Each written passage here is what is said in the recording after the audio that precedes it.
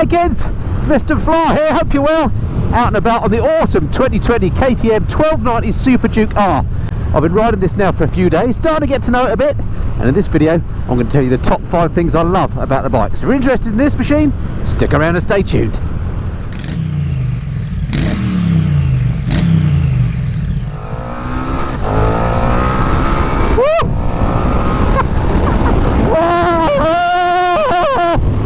Man, whoa, okay, so it's a quick bike, we all know that. Well, what a beast, really is. So this is the I think this is the 3rd iteration now of the SuperDuke R. Came out in 2020, lots of tweaks to the engine to make it a bit more road friendly. New frame, engine is part of the frame chassis setup now. It's a stress member. It's an absolute beast. New TFT, new switchgear, all sorts of stuff on it new. And I've been lucky enough to be riding this bike now for the last week or so, riding it as much as I can, and start to learn what I like about the bike. So, in the usual fashion, let me give you the top 5 things that I love about the 1290 SuperDuke R.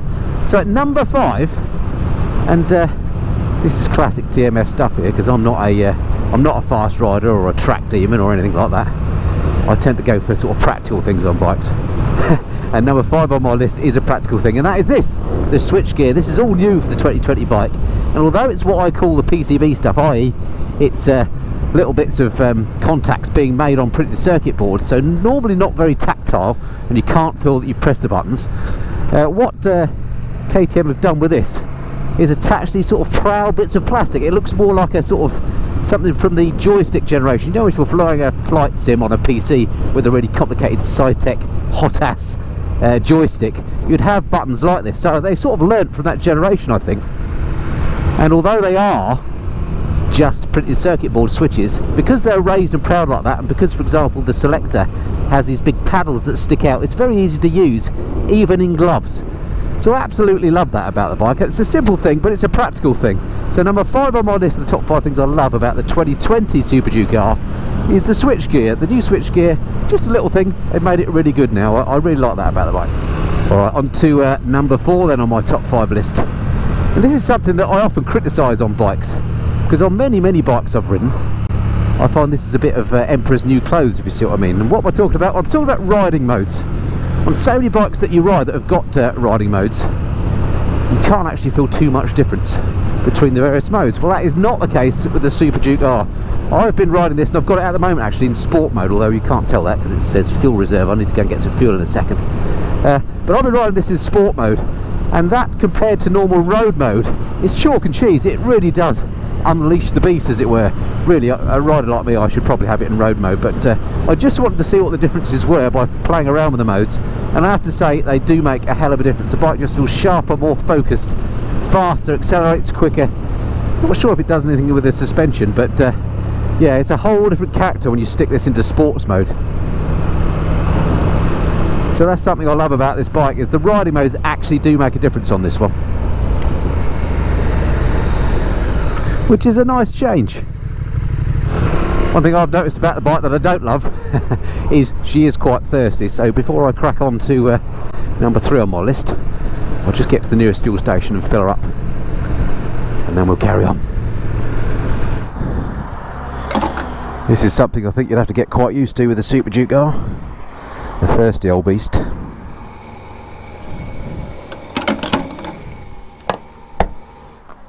Ah, good to see the white vans around today.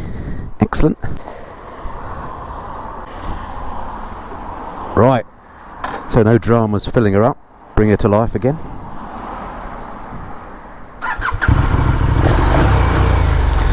There we go, and now we can see that I am in sport mode. Alright, now where were we? I think we were carried up to number 3, weren't we, on the list?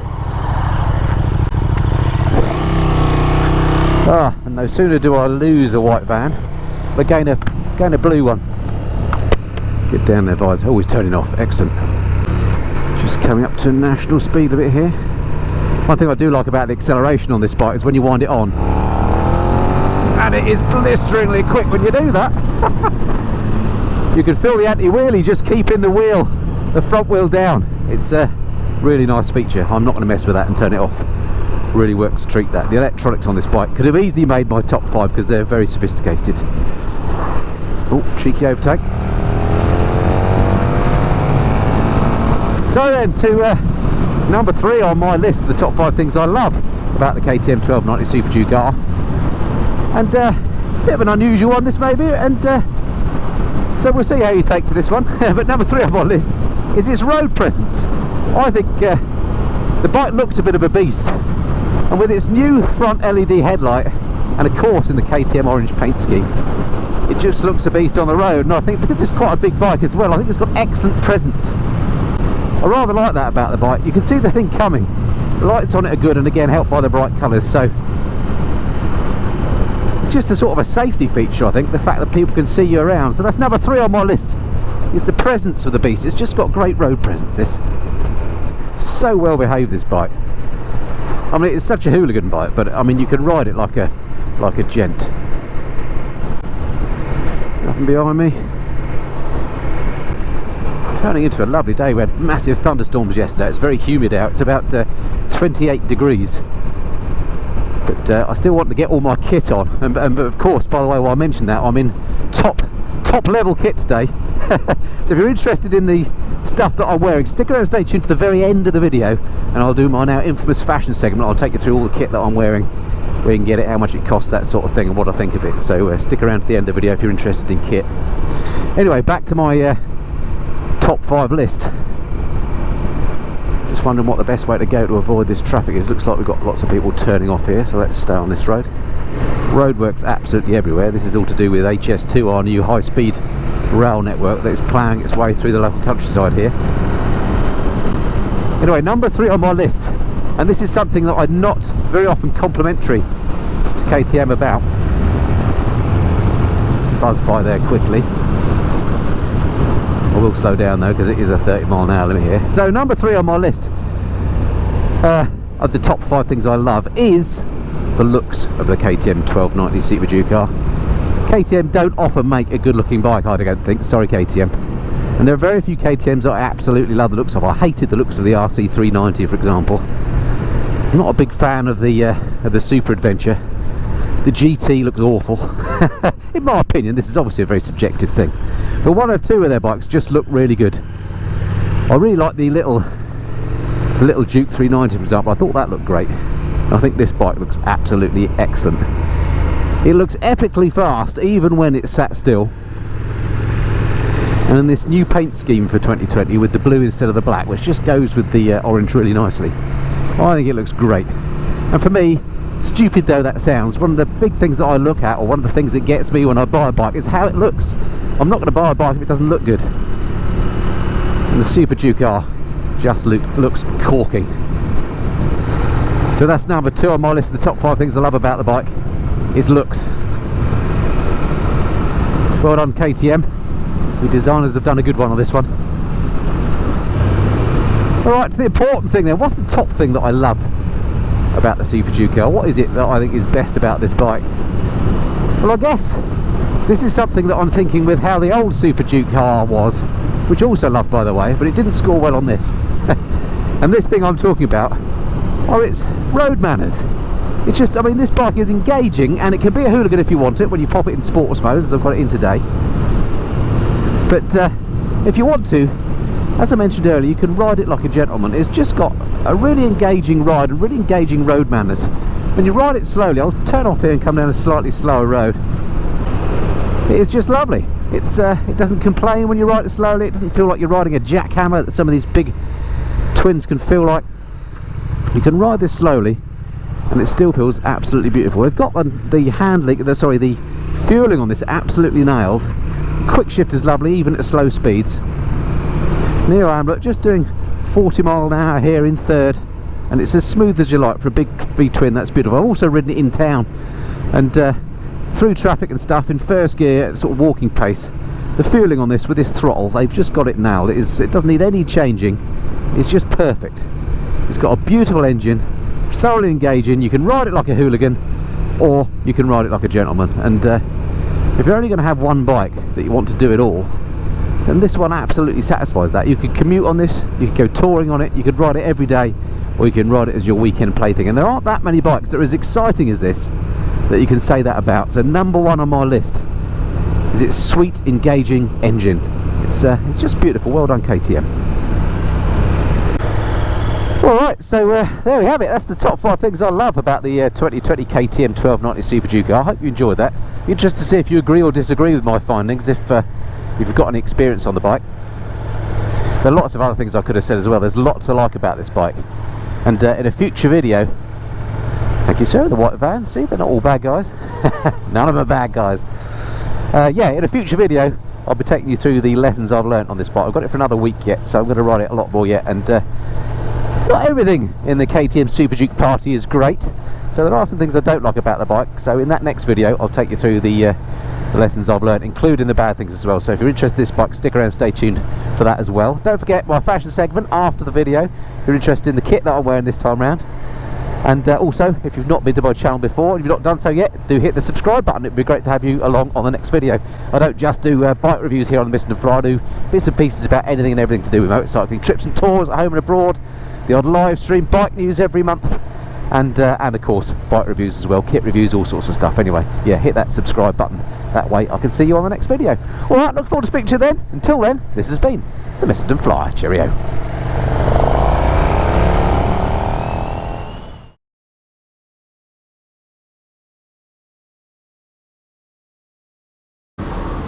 Okay, well, thank you for sticking around to the very end of the video for my now infamous fashion segment. I'm wearing some top line kit this time that you may not have seen much on the channel before, so I thought I'd just talk you through the kit that I'm wearing. I'll put some links below to all of it as well, as usual, so if you are interested in any of it, you can go and sort yourself out there. So starting with my helmet then, here we go. This is my Array RX7. This is my most expensive helmet, wearing it mainly because it's orange and it goes with the KTM, but it is a beautiful, beautiful piece of kit. I don't vlog with it very often, so I've got a bit of a new setup on here.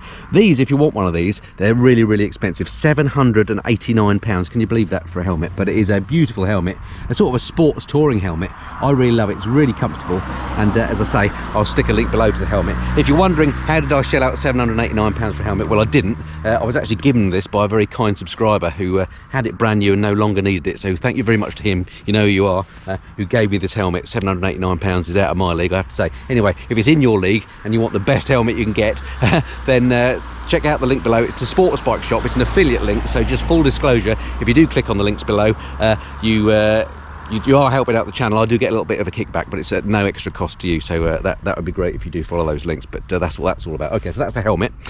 Next up, my neck buff. That's from my own website, so that's www.themistandfly.com. That's a bit more like £8. Well, I'm talking about stuff on that website. This is my under layer, my base layer. That's also on my website. That's just £15 as well. Ideal if you're going to wear it under a big old jacket like this, because this is another very expensive bit of kit. This is a Dainese airbag jacket. Let me just change hands because I'm getting a bit tired. So yeah, so this is called, I've written this down to make sure I get it right. This is their D'Air Misano airbag jacket. Now these used to cost, would you believe, £1,400, but at the moment on Sports Bike Shop, and you'll be watching this a bit later than after I've recorded it, so the prices might have changed, but they've got an offer on. These are actually currently £899.97. Now again, £900 for a jacket. That is very, very expensive, but it has got a built-in airbag. It's got a proper back protector in it. It's extremely well made. It's even got a built-in GPS, for goodness sake. I mean, one day I will do a review of this jacket, and in fact all airbags. I've got various types of airbags available to me, so maybe that'll make a video in itself. If you're interested in this jacket, it's a Misano jacket. If you're somebody that does a lot of track days, or you love your sports bikes, then you know, what cost protection, something like one of these expensive helmets and expensive jacket might be worth you shelling out on. So that's the jacket. What have I missed? Oh, my gloves. You would have seen these on the handlebars. I got these relatively recently. These are from a company called Dane, obviously a Danish company, and these are summer gloves, but they're really beautiful. They're nice and light. They're very easy to feel the controls. You can use your phone with them as well. They're mixed textile and leather, and they've got proper knuckle protection. If you want some of those are called the Dane Skiland summer gloves, and they'll cost you £79.99, so £80 for a pair of really good summer gloves. I do recommend them. Again, links below. What next? Oh, jeans. You've seen these many times. These are my Oxford original approved jeans. Very clever single layer jeans that you can wear down the pub as well as on the bike. They've got all the proper protection. I've got D3O armour in these that I've put in, but they look good as a normal pair of jeans as well as a riding pair, and they'll cost you £107.99. They are excellent jeans. I find them very comfortable. They're one of my go-to pairs of riding jeans. And then last but not least, my boots. Let me show you those. Here we go. These are from TCX. These are Gore-Tex sort of street style boots. What I like about these, they've got this bit of Velcro, which means you can keep the laces properly tucked away from the bike chain or whatever, and they've got all the right protection. But again, very, very comfortable to walk around in, and because they're Gore-Tex, they are waterproof and you can wear them off the bike and you don't look too daft. Those, if you want them, they'll cost you, they're called the TCX Jupiter 4s, and they'll cost you £143.99, so quite expensive, but I've been wearing these for about 2 years now. They still look pretty much as good as new, really comfortable, really recommend them to you. And again, links below to Sports Bike Shop if you want any of those. All right, look forward to speaking to you again soon. Cheerio.